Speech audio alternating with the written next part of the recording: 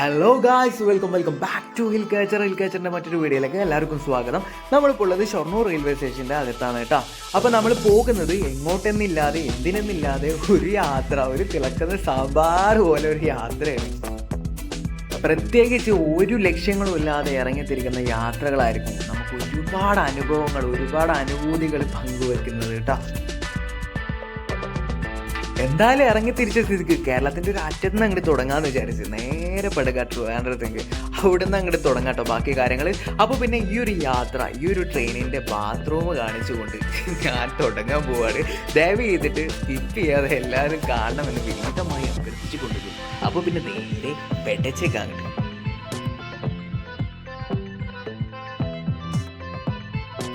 ട്രെയിനിൽ ആവശ്യത്തിലധികം തിരക്കായതുകൊണ്ട് തന്നെ കുറേ അഗതി തൊഴിലാളികളെ കൂട്ടായിട്ട് കിട്ടിയിട്ടുണ്ട് കേട്ടോ. ഓരോരുത്തർ ഇങ്ങനെ സംസാരിച്ചിട്ട് എറണാകുളം കഴിഞ്ഞപ്പോൾ സീറ്റൊന്നും കിട്ടിയിട്ടില്ല, പക്ഷെ ബർത്ത് കിട്ടിയിട്ടുണ്ട്.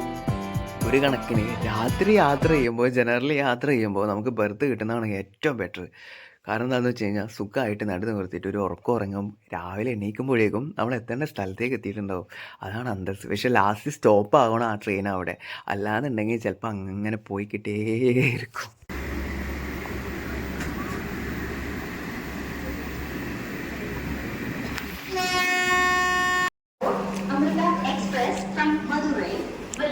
അപ്പോൾ നമ്മൾ ഇപ്പോൾ എവിടെയാണെന്ന് വെച്ച് കഴിഞ്ഞാൽ തിരുവനന്തപുരത്ത് നിന്നും കേരള തമിഴ്നാട് ബോർഡറൊക്കെ കിടന്ന് കളിയിക്കാവേള എല്ലാം കഴിഞ്ഞ് മാർത്താണ്ഡം എന്ന് പറയുന്ന ഒരു പ്രധാനപ്പെട്ട ഒരു ടൗൺ ഉണ്ട് കേട്ടോ.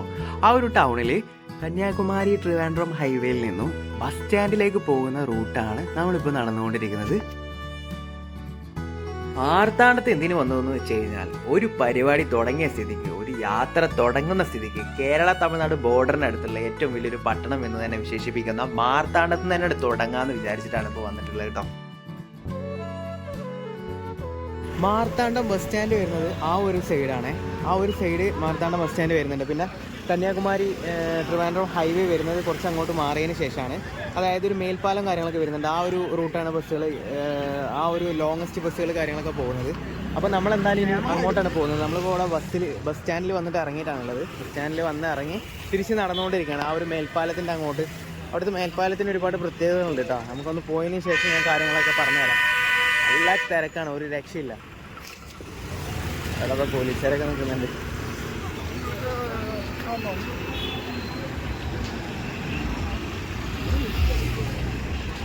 പോലീസുകാർ ഇവിടെയും കണക്കാണ് കേട്ടോ. അവിടെ ചെക്കിങ്ങും കാര്യങ്ങളൊന്നുമില്ല. നൈസായിട്ട് ഫോട്ടോ എടുക്കുന്നത്, അവരതിൽ വണ്ടി നമ്പർ ആഡ് ചെയ്യുന്നു, ഫൈൻ അടിച്ചു വിടുന്നു. അതന്നെ പരിപാടി. തമിഴ്നാട്ടിലൊക്കെ ജീവിക്കാനേ അടിപൊളിയാണ് കേട്ടോ. അതിൻ്റെ ആ ഒരു രസം അറിഞ്ഞു കഴിഞ്ഞാൽ പിന്നെ നമ്മൾ തമിഴ്നാട് വിട്ടിട്ട് പോകില്ല. അതങ്ങനെയാണ്. നമ്മളിപ്പോൾ പോകുന്നത് മാർത്താണ്ഡം ബസ് സ്റ്റാൻഡിൽ നിന്നും മേൽപ്പാലം, അതായത് ട്രിവാൻഡ്രം കന്യാകുമാരി നാഷണൽ ഹൈവേ, ആ ഒരു മേൽപ്പാലം, ആ ഒരു ബോർഡ് കണ്ടില്ലേ, ട്രിവാൻഡ്രം തിരുവനന്തപുരം കളിയിക്കാവിളൈ. അപ്പോൾ ലെഫ്റ്റ് പോയാലും പോകാം. പക്ഷേ കന്യാകുമാരി, അതായത് നാഗർകോവിൽ ഭാഗത്തു നിന്നൊക്കെ വരുന്ന ബസ്സുകൾ ഈ ആ ഒരു റൂട്ടിൽ നിന്നാണ് വരിക. മേൽപ്പാലത്തിലൂടെയാണ് പോവുക. അതായത് മാർത്താണ്ഡമായിട്ട് വലിയ ടച്ച് വരില്ല. മേലെ സ്റ്റോപ്പ് വരും, അങ്ങനെ കയറുക. ഇത് ഇവിടെ എന്ന് പറഞ്ഞു കഴിഞ്ഞാൽ ഒരുപാട് ലോക്കൽ ഏരിയകൾക്ക് പോകുന്ന ബസ് കാര്യങ്ങളൊക്കെയാണ് കേട്ടോ പോകുന്നത്. അപ്പോൾ നമ്മൾ ബസ്സെല്ലാം കയറിയിട്ടുണ്ട്. എങ്ങോട്ടാണെന്ന് വെച്ച് കഴിഞ്ഞാൽ തിരുവനന്തപുരം സിറ്റിയിലേക്കാണ്, തമ്പാനൂരിലേക്കാണ് നമ്മൾ കയറിയിട്ടുള്ളത് കേട്ടോ. അവിടെ ചെന്നതിന് ശേഷം കാണാം. നമ്മളിപ്പോൾ ഉള്ളത് തമ്പാനൂർ ബസ് സ്റ്റാൻഡിൻ്റെ ഉള്ളിലാണ് കേട്ടോ. ഫസ്റ്റ് നമ്മൾ പോകുന്നത് പുഷ്പ 2 കാണുന്നതിനായിട്ടാണ് ഫസ്റ്റ് പോകുന്നത്. അതിനുശേഷം ബാക്കി കാര്യങ്ങളിലേക്ക് പോകാം, ബാക്കി കാര്യങ്ങൾ തീരുമാനിക്കാം. എന്തായാലും ഇന്ന് തിരുവനന്തപുരം നൈസായിട്ടൊരു ചെറിയൊരു എക്സ്പ്ലോറിംഗ് ആണ്. നല്ല വെയിലാണ്, ഒരു രക്ഷയില്ലാത്ത വെയിൽ.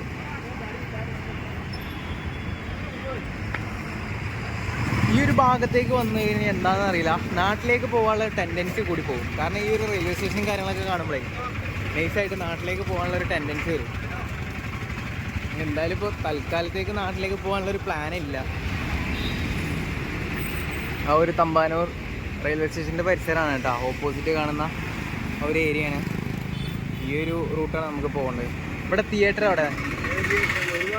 ഇവിടെ ഒരു പുതിയ തിയേറ്റർ ഇല്ലേ, പുഷ്പ സിനിമ കാണണം. ഇവിടെ അല്ലേ? 3 തിയേറ്റർ ഉണ്ട് ഇവിടെ, 3 അല്ലേ? ഏതാ എളുപ്പം? ഏതാ ഏറ്റവും ഷോർട്ടായിട്ട്? അത് നോക്കാം. അവിടെ ഉണ്ടാവില്ലേ പുഷ്പ? അല്ല, പുഷ്പ തിയേറ്റർ അല്ല, പുഷ്പ സിനിമ തിയേറ്ററാ പറഞ്ഞു. ശരി.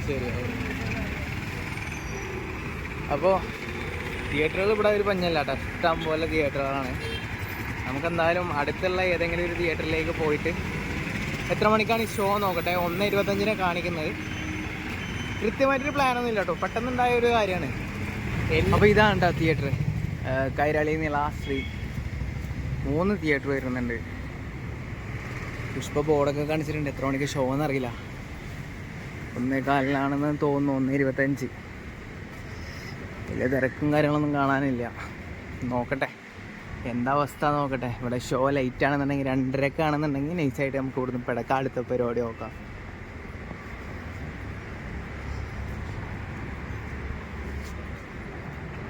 അപ്പോൾ ഗൈസ് ഇവിടെ എങ്ങനെയാണെന്ന് വെച്ച് കഴിഞ്ഞാൽ പുഷ്പ 2 വരുന്നത് 2 PM കേട്ടോ.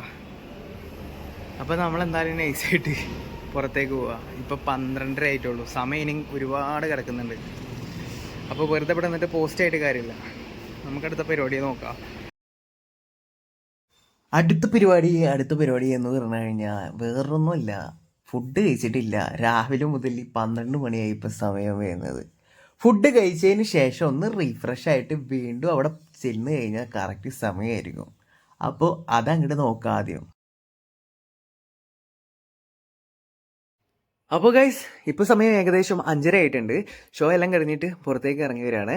എന്നെ സംബന്ധിച്ചിടത്തോളം ഈ സിനിമയെ കുറിച്ചിട്ട് പറയുകയാണെങ്കിൽ 3.5 മണിക്കൂർ AC അടിപൊളിയായിട്ട് നല്ല രീതിയിൽ എൻ്റർടൈൻമെൻറ്റും കാര്യങ്ങളൊക്കെ ആയിരുന്നു. വലിയ സംഭവമായിട്ട് പ്രതീക്ഷിച്ച് പോകുന്നവർക്ക് ഒരു കുന്തം ഉണ്ടാവില്ല. പക്ഷേ എന്താ പറയുക, എന്നെ സംബന്ധിച്ചിടത്തോളം സമയം പോകണമായിരുന്നു. സമയം പോകുക അടിപൊളിയായിരുന്നു കേട്ടോ. Super movie. അപ്പോൾ ഗൈസ് ഇനി നമ്മുടെ യാത്ര എന്ന് പറയുന്നത് പോത്തങ്കോട് എന്ന് പറയുന്ന ജംഗ്ഷനിലാണ് കേട്ടോ. അവിടെ പോയിട്ട് വേണം ബാക്കി കാര്യങ്ങൾ തീരുമാനിക്കാനായിട്ട്. കാരണം എന്താണെന്ന് വെച്ച് കഴിഞ്ഞാൽ അവിടെയാണ് ഇനി അടുത്ത വർക്ക് കാര്യങ്ങളൊക്കെ വരുന്നത്.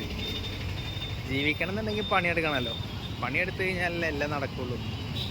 അപ്പോൾ ട്രിവാൻഡ്രം സിറ്റിയുടെ ഒരു തമ്പാനൂർ സൈഡിൻ്റെ ഒരു നൈറ്റ് ലൈഫും പോത്തങ്കോട് വരെയുള്ള ഒരു യാത്രയും അടിപൊളിയല്ലേ. ട്രിവാൻഡ്രം സിറ്റിയുടെ ഒരു നൈറ്റ് ലൈഫാണ് കേട്ടോ പിന്നെ നമുക്ക് കിട്ടാൻ പോണത്.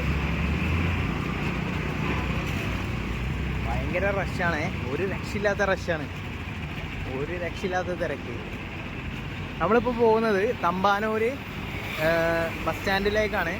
അവിടെ പോയിട്ട് പോത്തങ്കോട് എന്ന് പറഞ്ഞ സ്ഥലം നമുക്ക് തപ്പി പിടിക്കണം. അങ്ങോട്ട് പോകുന്ന ബസ് ഏതിലൊക്കെ നോക്കിയിട്ട് നമുക്ക് കയറിയിട്ട് അവിടെ എത്തണം. അതൊരു ഒറ്റപ്പെട്ട സ്ഥലമാണെന്നൊക്കെ പറയുന്നതായിട്ട് എന്താ അവസ്ഥ എന്നറിയില്ല. നമുക്ക് പിന്നെ ഈ ആകാശത്തിന് കീഴിലുള്ള ഏത് ദുനിയാവും ഒരേപോലെ തന്നെ.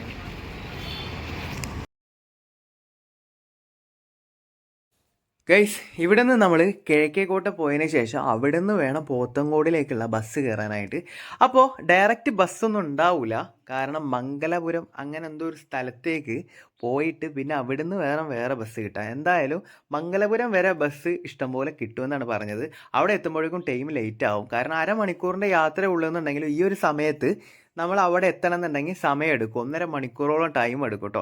അതാണ് ഈ ഒരു ട്രിവാൻഡ്രം സിറ്റിയുടെ ഈ ഒരു ടൈമിലുള്ള ബസ്സിലൊക്കെ പോകേണ്ട ഒരു അവസ്ഥ എന്ന് പറഞ്ഞു കഴിഞ്ഞാൽ. വേറെ ഒന്നുമല്ല, കാരണം ട്രാഫിക് എറണാകുളം നഗരത്തിനൊക്കെ വെച്ച് കമ്പയർ ചെയ്ത് നോക്കുകയാണെന്നുണ്ടെങ്കിൽ മെട്രോ ഇല്ലാത്തതിൻ്റെ വൻ പരാജയം ഇപ്പോഴും ഉണ്ട്. അതിൻ്റേതായിട്ടുള്ളൊരു കുറവുകളും ഈ ഒരു സിറ്റിയിൽ ഈ ഒരു സമയത്തുള്ള യാത്രയിലൊക്കെ അനുഭവപ്പെടുന്നുണ്ട് ഗൈസ്. അപ്പോൾ ഇതാണ് പോത്തങ്കോട് ബസ് സ്റ്റാൻഡ് വരുന്നത്. എന്താ പറയുക, ഇവിടുന്ന് പൊയ്ത്തൂർക്കോണം എന്ന് പറഞ്ഞൊരു സ്ഥലത്തേക്ക് പോകണം കേട്ടോ. ഇപ്പോൾ സമയം ഏകദേശം 9 മണി കഴിഞ്ഞിട്ടുണ്ട്. ഇനിയിപ്പോൾ ഇവിടുന്ന് ബസ്സൊന്നും കിട്ടില്ല എന്നാണ് പറയണത്. നമുക്ക് നോക്കാം. പുറത്തിറങ്ങിയിട്ട് ഓപ്പോസിറ്റ് നിൽക്കാൻ പറഞ്ഞിട്ടുണ്ട്. അവിടെ പോയിട്ട് എന്താ അവസ്ഥ എന്ന് നോക്കട്ടെ. എന്തൊക്കെ ഇടങ്ങറല്ലേ, ജീവിക്കണം എന്നുണ്ടെങ്കിൽ ഭയങ്കര ഇടങ്ങറാണ്. പണിയൊക്കെ എടുക്കണമെന്നുണ്ടെങ്കിൽ ആകെ സീനാണ്.